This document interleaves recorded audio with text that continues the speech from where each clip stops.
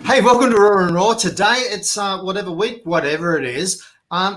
We've actually got, this is not a special guest on the right-hand side of your screen. It is Adam, the guy that founded Raw and Raw.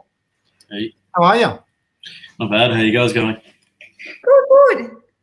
We're doing really good. Really excited to have you back, I've got to say. Heather Locklear still here, otherwise known as Ian Butterworth. Hello. Special guest star, came in week 2 and decided never to leave, which is absolutely fantastic.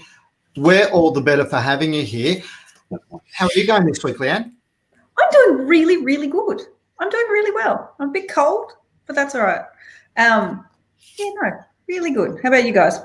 It's funny that you talk about being cold at this time, because this time last year I was actually over in the UK when it was technically summer, and I've got to say it was as cold as we are now.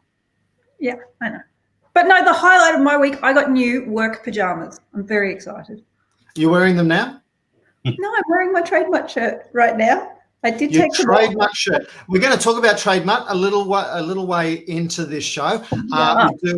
That's our social enterprise for the week. Trademark doing an awesome job raising awareness of mental health in the trade, so that's fantastic. I did a quick little survey in Brisbane Small Business the other day to find out how people were going, the good, the bad, and the ugly. And I've got to say the results were really mixed. There was not a really defined, we're all going crap, or a really defined, we're all doing awesome. There were 3 pretty distinct groups, and obviously those that are affected because they're in the travel industry. Even some of the hospitality industries were doing much better than what they would have expected, which was fantastic, and everything else. So, so I guess the news right now is better than what we thought. So we normally now flick over and let Nathan do the news, but Adam, you're here. So what news do you know? So I'm not going to be as detailed as Nathan. He stays pretty relevant with all this sort of stuff. But most recent news that I'm reading now is about 30 minutes ago, they announced there's going to be another test for people companies already using JobKeeper. So that may affect some people in a not so good way. It really depends. But basically, it's another qualifying test to make sure that companies will stay eligible for that. From what I was reading, I read a similar article, and from what I was reading, they weren't saying it's definitely going ahead, but there's a lot of fear mongering about it. Yeah, okay. This is pretty new. This dropped about 30 minutes ago, so maybe it's saying that it looks like there's going to be another test. So we'll see how it goes. And to be honest, this was pretty much written that it was going to happen, because they could only go as relaxed as they have been with the initial test for so long, and now they've got to sort of play catch up and go, who really needs this? Yeah. But I guess the main thing is just keep on top of it. Talk to your accountant whenever you go through all those forms. Everything's going to be in there. I don't think they're going to try and trick us. So if they do ask questions in the forms, just have all the information ready to go. And here is the importance of relying on experts to help you out, right? So absolutely rely on your accountant, get the right advice so that look, claim what you can, but don't try and do dodgy stuff and get extra money. Like somebody actually tried to put in a post the other day, hey, my business is going great, but can I get any free money from the government? And I sent him a message going, mate, you do not realize how offensive that is. Right? At the end of the day, we need to all be paying taxes so that we can afford this. And at the end of the day, we are going to have to pay our taxes to pay our way back out of all of the debt that the Australian government is incurring during this time period. But absolutely, claim what you can and keep your business alive and everything, which brings us into the Adaption Grant. The Adaption Grant Round 2 will be released on the applications will be released on the 1st of July. Really exciting times. I'm thinking about having a guessing competition on the exact time after the site is opened up to how long it crashes. Will it be 3 minutes and 14 seconds or less? It's going to be exciting because so many people missed out on that first round. If you got the first round, you can't claim. I had a client that was accepted. I only put in two clients had applications in. for the first round. One of them got notified that they were accepted yesterday. They were applicant number 6,500. So they're not going to get through all 10 or 11,000. I have also heard from other clients and prospects that they've had clients that were rejected because either the project didn't meet the criteria or they didn't. So not everyone that applies is going to get accepted. So it's really important to read the rules, right? You know, I know people love to go, rules are meant to be broken, but that's not actually true. If you are going for a grant, you need to abide by the rules. If you don't, you will get rejected. Okay, so don't waste your time applying for stuff that you can't get. Okay, don't waste your time if your business hasn't been affected adversely, because at the end of the day, all you're doing is using, you know, public resources, and other people are getting delayed, and it's just frustrating for everyone. So please, you know, absolutely apply. You know, get out there. If people need support, you know, feel free to put a post in Business Small Business about that if you're looking for some help.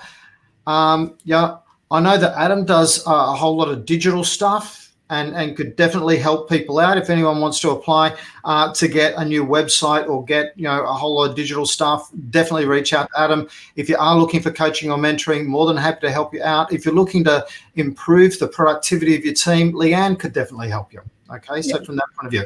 So don't be scared to drop a message in if you would like us to help you with those things. And definitely we do know what the grants are about. Virgin got $200 million. The new bidders of Virgin got a bonus $200 million, talking about government grants. Now, isn't it really funny how in small business you've got to prove how much you've been adversely affected? Well, everyone knows Virgin's been, well, they haven't actually been adversely affected by COVID at all. They were already losing money for 7 years. And yet it's okay to give them $200 million. We won't go any further into that. The rest of the world, here's a really exciting stuff. They've got a hangover from isolation. They're just sick of it. You know, when people in the UK are flocking to the beach because it's 18 degrees, Queenslanders laugh, and then the shock and horror, because clearly they're just over it. They've decided that money's more important than health, and that let's just get back on with living and see how we go. Yeah, suck it and see. Well, they get 3 sunny days a year. They've gone to the beach for one of them. Well, it's kind of the same length as our winter, so it's all right. They do need to make the most of it. So, but it's not just there with everything happening in the US and everything else. We'll really find out one way or another how bad COVID-19 really is, I do guess.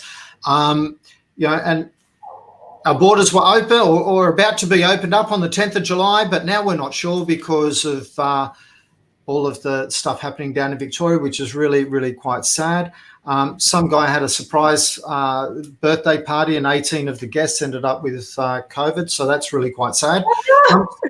Yeah. So, so I think it is still serious stuff. But at the same time, there's still lots of good in the world. There is good in the world with people like Ed and Trademark. He is coming back.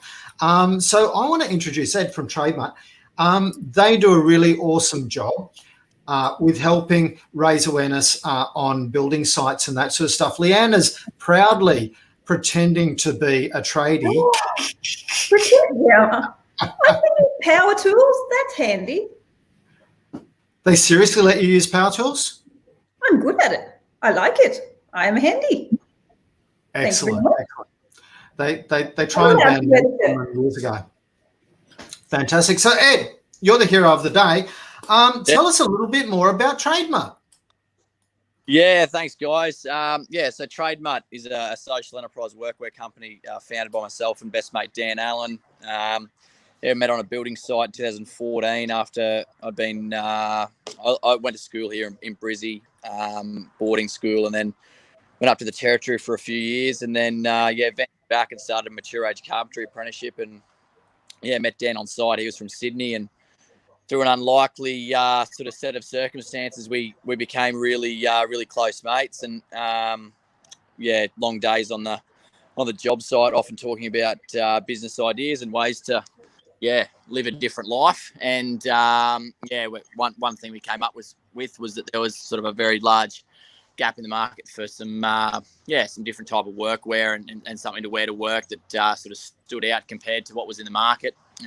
Through that process, at the end of 2015, Dan lost a close mate to suicide here in Brisbane. And it was sort of a strange sort of set of circumstances. Dan's mate had just jagged a mature age carpentry apprenticeship finally after years of applications on a Thursday, and Sunday morning he was no longer with us. So sort of opened our eyes to just how bad the situation was with mental health in this country and lack of understanding, and how Dan and I knew nothing about it. And we're on this long journey of finding out that something needed to be done, really. And then we learnt what social enterprise was and profit for purpose, and it sat with us morally, and we were like, well, if we can create a business that's not only profitable and financially sustainable, but we can also make a social impact and change the world, well, fuck, it'd be mad not to. So we did it, and 2 years later, we're what are we? We've got 10 staff now. We've got a fully fledged non-for-profit charity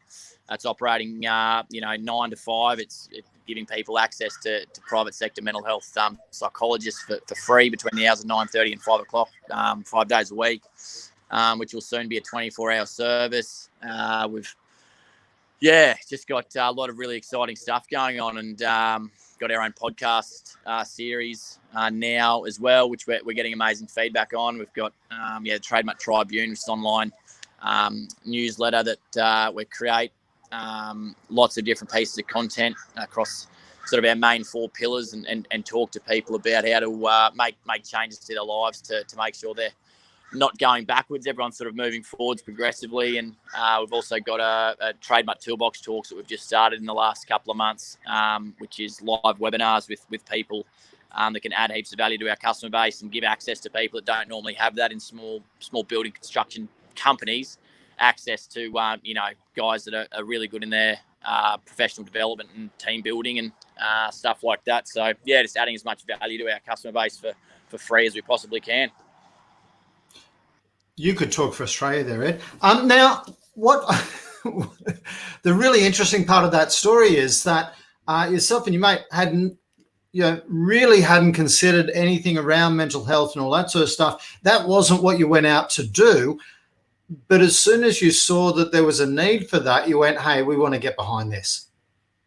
Yeah, well, I think the biggest problem is a lot of people, you often, you get it every time you go and have a schooner with someone. There's a lot of people always complaining about things, but no one really doing anything about it. And it's probably not in our nature to just sit around and let something that can be fixed, stay the same. And no point kicking stones about it. Something needs to happen. So we just got up off our ass and tried to make a brand and a community of people that can make a change and just bring the barriers down to allow people to access conversations about mental health that we're not having enough of, and just change the culture around the whole thing. I think for too long it's been branded and marketed as something that's not everyone has. The thing is, we all do have mental health, and people think that you've got to be depressed or have anxiety or bipolar to actually have mental health. The thing is, we've all got it. So there's just a huge lack of education and understanding about what it is across the board with everyone. I mean, it should be part of national curriculum, but we can't do that yet. We're working on it, but it's actually educating people to understand that they need to be actively working on it and making a change. Absolutely. And it's really interesting to say trying to bring it into the national curriculum. So you're actually talking to the Department of Education and the like.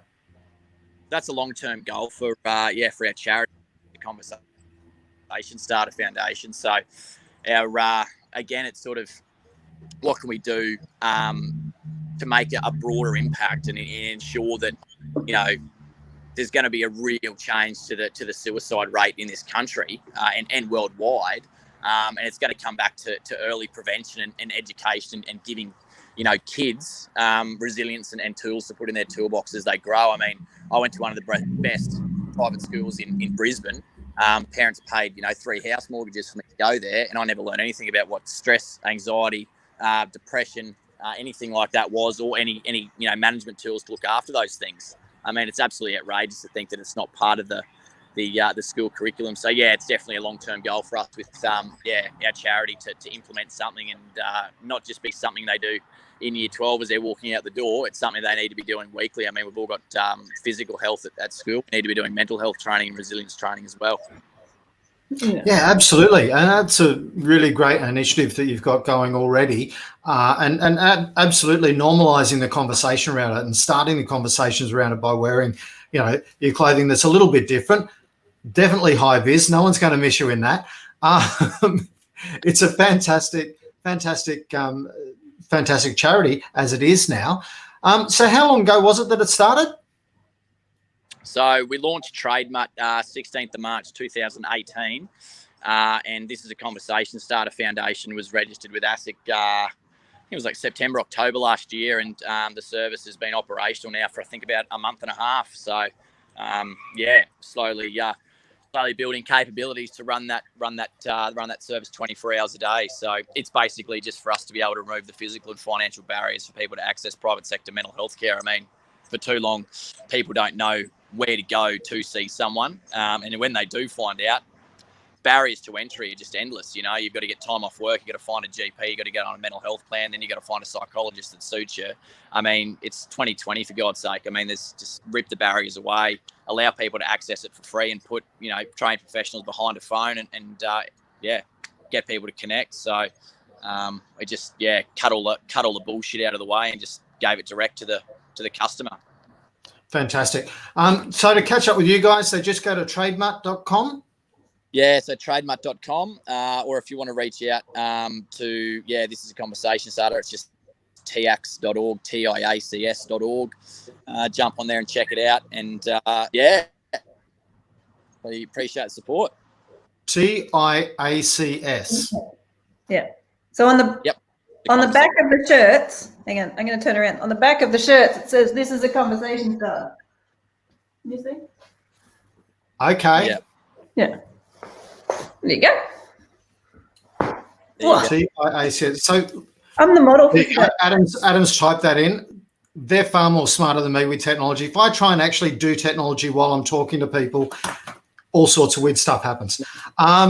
Look, I want to thank you for coming on and raising the awareness and helping us.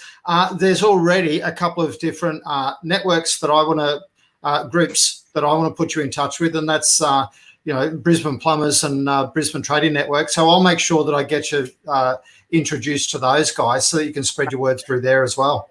That'll be great. No, I really appreciate it, guys. And, have a great weekend. We'll chat soon. You too. Good to talk to you, Ed. Thanks, guys. Bye. Right. So I love them. So I had Ed on my podcast, so the Empathy podcast. We talk about empathy and mental health in the trades. Like, they've got heaps and heaps of resources, but we kind of really narrow it down. And then they're also affecting change through their supply chain by using other social enterprises, such as Work Restart, which is here in Brisbane, and It's Not Okay, which is in Cambodia. So there's a real ecosystem of social enterprises. And I talked to Helen Black today on my podcast, which was released today, about empathy and incarceration and social enterprise in prisons, and TradeMut works into that as well. So there's lots and lots happening in that space. So I'll put links to those podcasts. Not that Leanne is suggesting that there's a correlation between tradies and prisoners. Okay, we want to make sure that people aren't drawing that conclusion at all. No, nothing like that. But I will put the links to the podcast because, empathy and tradies. And so, ultimately what it is Helen is training up and really helping guys on the inside to enhance their skills and their employability and their confidence, and TradeMut are using the guys in the prison as part of their supply chain. So that's pretty fantastic. Cool. That's really cool. So Adam, you started a really interesting conversation in Brisbane Small Business yesterday. Yeah. And I'd like you to talk a little bit more about it here today. Okay, I'll leave out the any trigger words for this one. Basically, something that's been on my mind the last couple of weeks, and in conversations with people that I've been talking to and clients, is what happens if there is a second wave, or maybe 5 years down the track, if there is something else like SARS or COVID or something like that that sweeps the world. Are people doing things now to ready themselves for a potential second lockdown? It could happen. Look at, like, Victoria's a perfect example. That what was it last night? 30 new cases came through yesterday. There's been like 20 or something every day for the last week. That's huge growth, and basically that could happen up here because someone infected can come here, and we wouldn't know for 2 weeks, and you don't know what their exposure would be to that. So to say it's not going to happen is just, a lot of experts would say that it will. So that post was really designed to get people talking about what some of them are already doing, and also just to get people thinking about what they should be doing in order to prepare for the potential of that happening, whether that's really getting their online presence secured and everything in case they do go into lockdown, or whatever it might be. And I think this is a really important conversation to have. And it's not just, when you think about things like the adaptive grant and all that sort of stuff, it's not just free money from the government to spend just on continue business as usual. It really should be used to help you to reinvent and adapt your business so that it is more flexible, so that it is more robust no matter what happens. And that's the one thing I want to encourage everyone to do, is think about, if you're opening a business today in an unknown world, that maybe you can catch up with people live, but maybe that could be restricted from time to time as well. What would you do now? Because if you're going, hey, if I could throw everything out and what would I do now, then that's really what you should be doing. Yep. Okay, because sooner or later, we are going to have other restrictions for other reasons or whatever else. The world is forever adapting and changing and everything else, and we need to make sure our businesses are too. Just before our lunchtime in Bristol Small Business, I chatted with a couple of guys who are helping people sell online. Okay, so it was a really good show. They just had 5 quick steps on what you need to do to make it easier for you to sell online. Whether you're selling services or whether you're selling products, doesn't really matter. Same strategy applies. Throughout the week, we're constantly at Bristol Small Business talking to different people about how you can make your business better. And so I have no illusion that people should be watching every single show, and I think that would be a waste of time for everyone. But picking and choosing and shows that are relevant to you, just quick little 15-minute to half-hour shows that can help you have a better business. Yeah. And then if you're going, this person can really help me, reach out and ask for some help. Yeah. Sorry, Leanne. Oh no, I was going to say, I think it's getting out of that mindset of it'll be better when, and going, no, let's make it good now, however we can do that. And then when the when comes, that's almost your diversification again. So I've gone online, that's now business as usual. When face-to-face stuff and virtual reality opens up again, that'll be something extra that I offer. But at the moment, this is business as usual, creating it so that you've then got that diversification and not going, okay, well, I'll just do this until, and then my processes don't matter. But really focusing on, if this was the new normal, how do you become sustainable in that? Yeah. And look, we need to punch you in the face for that whole new normal thing, but we won't talk about it. I said if. I just hate the term. So, sorry, we're not going to punch you in the face, Emma. No. But the reality is, it's like saying, I'll be happy when I'm rich. And it's a fallacy, because if you're only going to be happy when you're rich, you'll probably never be rich enough to be happy. So what you should determine is, I'll be rich because I'm happy. And be happy now, which will help you develop the strategies that you need to develop the wealth that you desire. So it really is about turning the world on its head. It really is about looking at what would be the best way to run your business. And that's what I want to encourage everyone out there, to not sit around and wait for someone else to give you money or to do stuff, but to actually, what's the action? What's the simplest action that you can take today to be absolutely doing the best you can do in business tomorrow? And I think there's a level of bravery that comes with that as well. Going, okay, this is how it's been, getting out of your own way, being brave, being confident, and going, you know what? If it messes up, I learned something. Nobody's getting this right. Nobody has it all figured out. But if you give it a red hot go and it doesn't work, you give something else a red hot go. I think it's that white knuckling onto the past and going, no, this is who we were and this is who we're going to be again, instead of going, well, we could be different, and looking at, well, what's the change that I want to be in the world, whether that's through a product or a service or, I don't know, painting houses, but what is it that I want to offer to the world, and how do I do that in a different way? Yeah.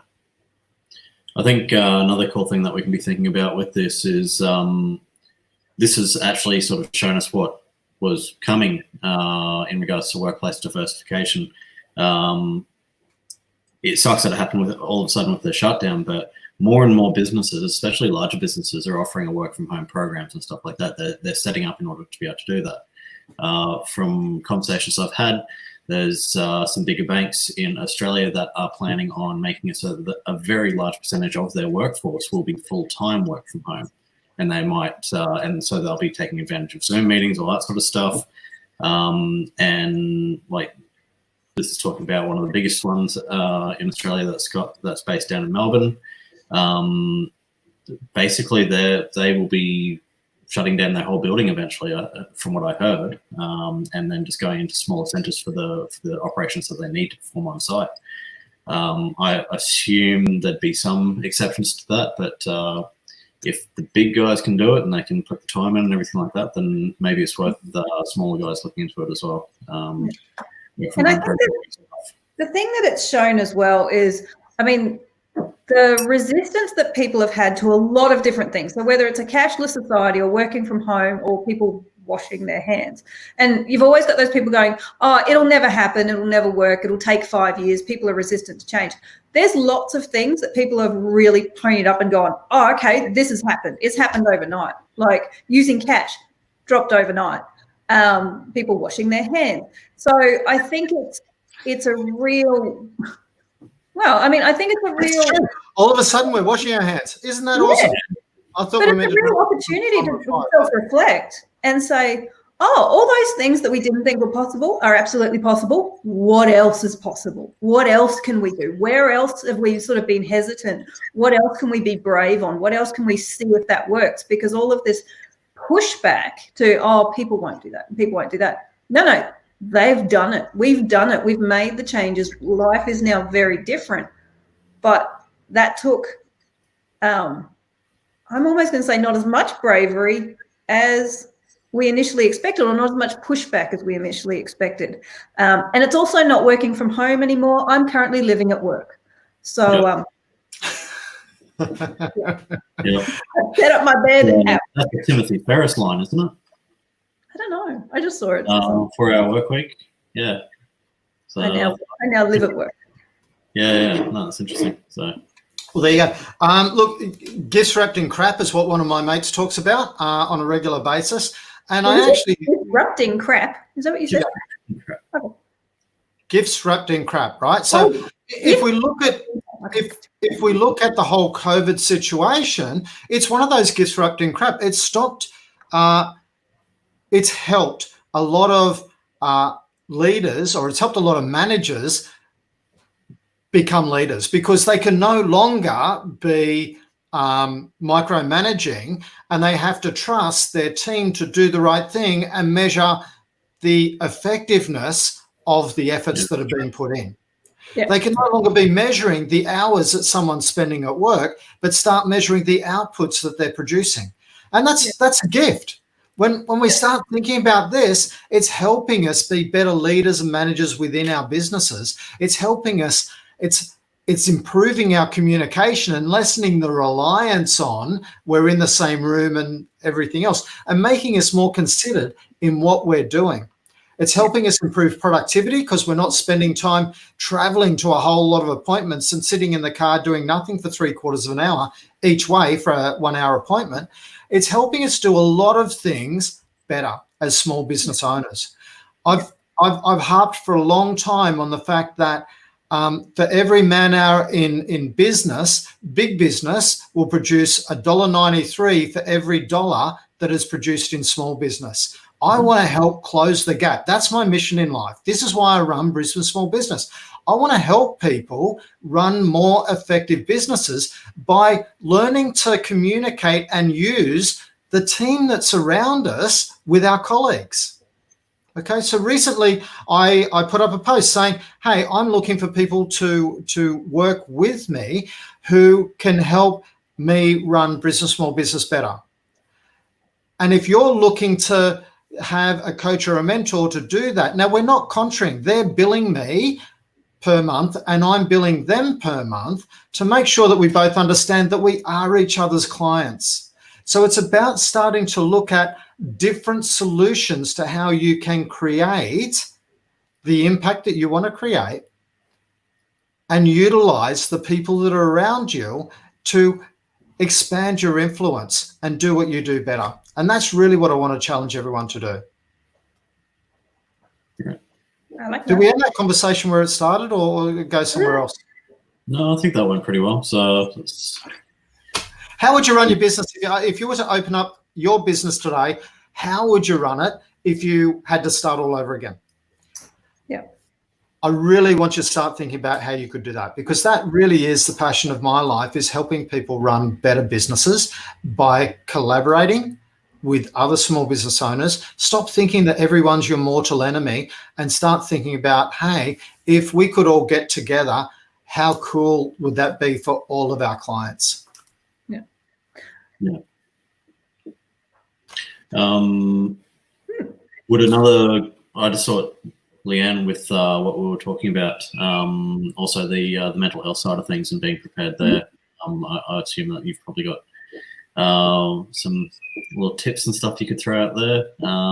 Absolutely. Well, one of the things that I've done, so I look, my thing is very much about how to connect with other people, whether they're struggling or not, how to just not be a dick. So one of the things that I've done is I recently ran a webinar on how to build connection in your emails. So how to write emails that not only are effective, but make people feel good when they read them, okay? And so I've converted that into a free mini course. So it's less than an hour, a mini course. You just work through it from start to finish. There are a few activities.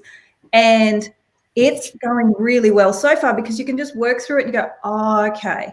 And it's getting out of your own head into what it is that you need to do and what it is that you need to say in your email and go, okay, what is it that the other person wants to feel and read?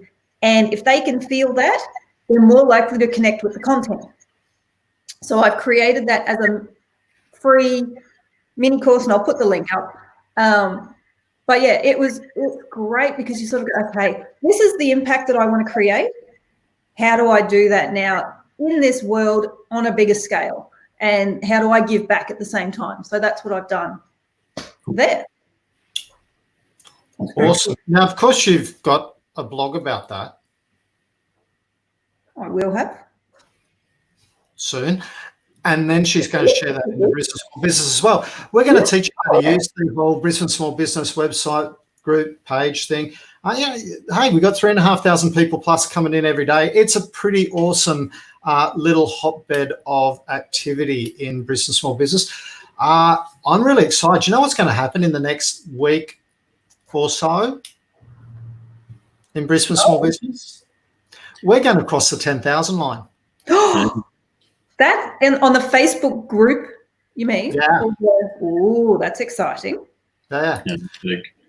When we've got 35% plus coming in every day, or around, on average, more than 35% of the group coming in every single day to find out cool stuff that's happening in Brisbane and happening in business and how we can help each other. And that's what I love most, is we do have all those people there helping each other run better businesses. So I want to thank everyone that is in the group. I'm really grateful for 99.9% of the population of that group.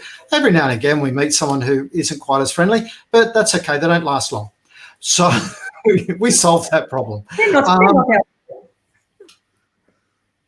So we're also running a really cool competition. If anyone's watching this and they haven't joined our competition, it basically is called Spoil Yourself. Basically, we're just going to give you $250 for you giving us your details. Yay. Okay. Anyone but me can win it. Okay, not my partner Melissa either. That would not be right. So literally all you do is go to bit.ly, bit.ly/gift BSB.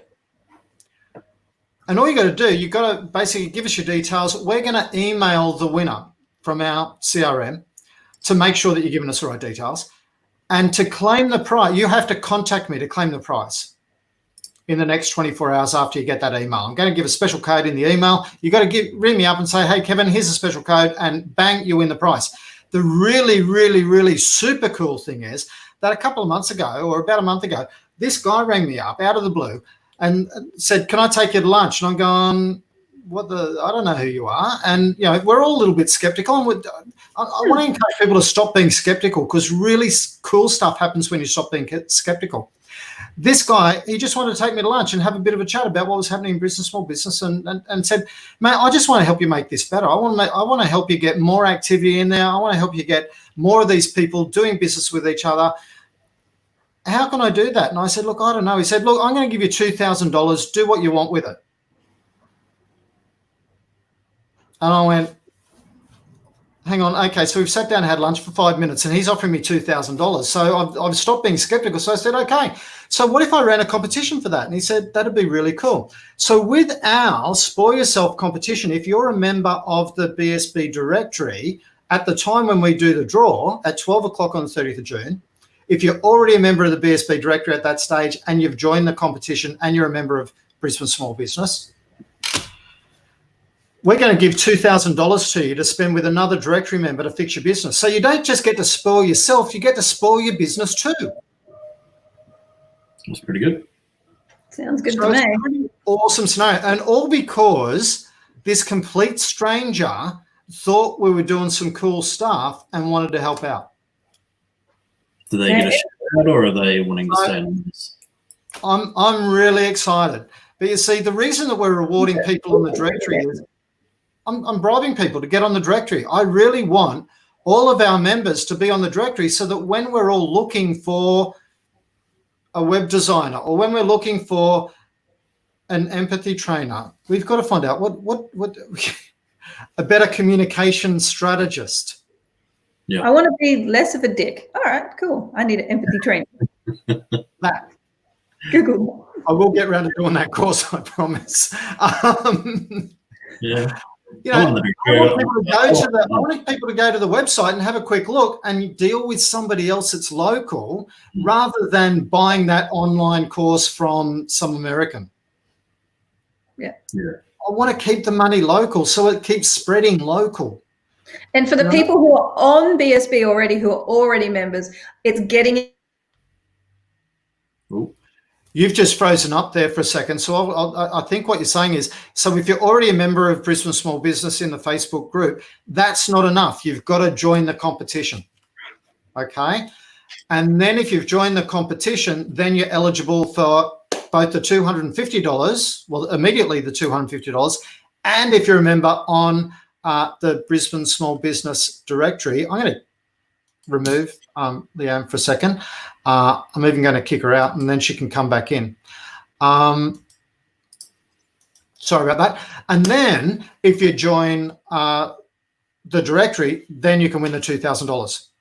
And I get to feel like we're giving away that $2,000 twice, because we're giving it away to the person who wins it to spend on their business, but we're also going to give it to the member who helps them out with building their website or doing their marketing plan or doing some coaching or whatever else. So we're actually getting to give away kind of $4,000, which is really, really awesome. Yeah. On top of the benefits that you already get with being a Brisbane Small Business Directory member. So a few months ago, just like right at the start of COVID, and yeah, it's been good. Like I've had more people from the group reach out to me, which has been really good. I'm a big fan of Law Badge. I'm not being paid to say this. It's been really good. And the other thing is that it supports another business as well. Brisbane Small Business is a local business. Kevin is a businessman. Like he's living his life just like the rest of us. So it does actually help grow the business, which helps grow Brisbane Small Business community and help everyone out and run more things like this where you can win $200 or $2,000. And it is my passion, basically, to get us all connected together. It looks like Leanne isn't going to be able to make it back, so we can wrap up the show. Look, Adam, I want to thank you for coming back. It was so much more fun having you on the show again. No, it's good to be back. So, yeah, I'll jump in every time someone needs me. So. Well, you know, we're going to start rumours that you and Nathan are having a fight and you won't be seen on the same show. But it's not really true, but that doesn't stop us from spreading rumours at the best of times. So... and he's got a better beard than me, so it's beard envy. It's beard jealousy that is stopping you from doing that.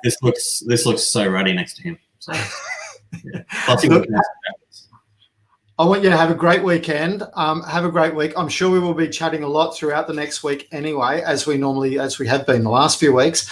Thanks for all your help with Brisbane Small Business and for starting some really cool conversations in the group. I really do appreciate it. No worries, mate. Thank you. We'll catch you all later. Bye now.